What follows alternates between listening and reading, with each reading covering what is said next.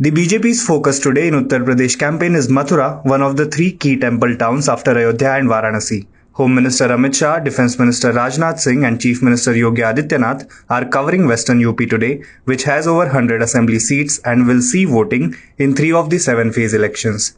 The BJP is battling an unpopularity perception in Western UP after a year-long protest by farmers against the now withdrawn 3 farm laws.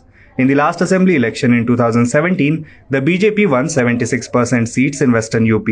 Jats are a deciding factor in almost all the seats in Western Uttar Pradesh, a region where the Rashtriya Lok Dal or RLD enjoys influence among the community. The RLD, led by former Prime Minister Charan Singh's grandson Jayant Chaudhary, has joined hands with Akhilesh Yadav's Samajwadi Party this time.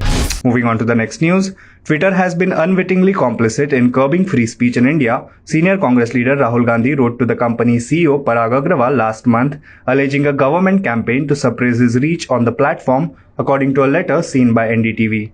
In a letter dated December 27 that included an analysis of data from his Twitter account as well as comparisons with Prime Minister Modi, Home Minister Shah and Congress leader Shashi Tharoor, Mr. Gandhi said that while he added an average of about 4 lakh followers for the first 7 months of 2021, the growth came to an abrupt halt for several months following an 8-day suspension in August last year.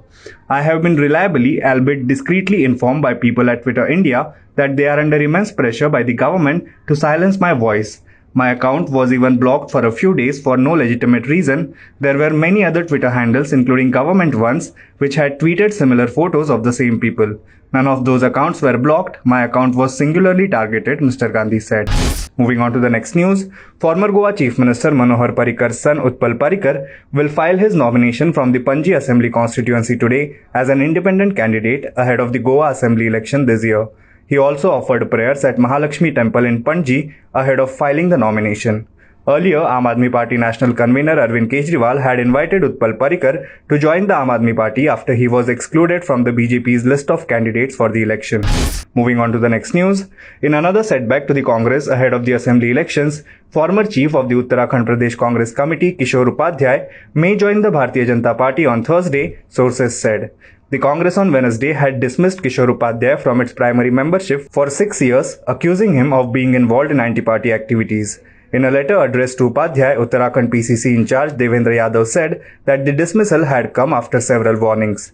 The move was expected as Upadhyay was removed from all positions in the Congress after anti-party activities. Moving on to the next news, led by Union Home Minister Amit Shah, the BJP Wednesday reached out to Jat leaders ahead of the first phase of the assembly elections in Uttar Pradesh, saying the centre was always there for them even if they had issues with the state government. BJP leaders present at the meeting said Amit Shah told the gathering, "You are free to vent your frustration with me. Do you need to look up to someone else?" The BJP also reached out to Jayant Chaudhary, the chief of the RLD, the foremost Jat party in West UP that is fighting the elections in alliance with the Samajwadi Party, hinting that the BJP's doors were still open to him.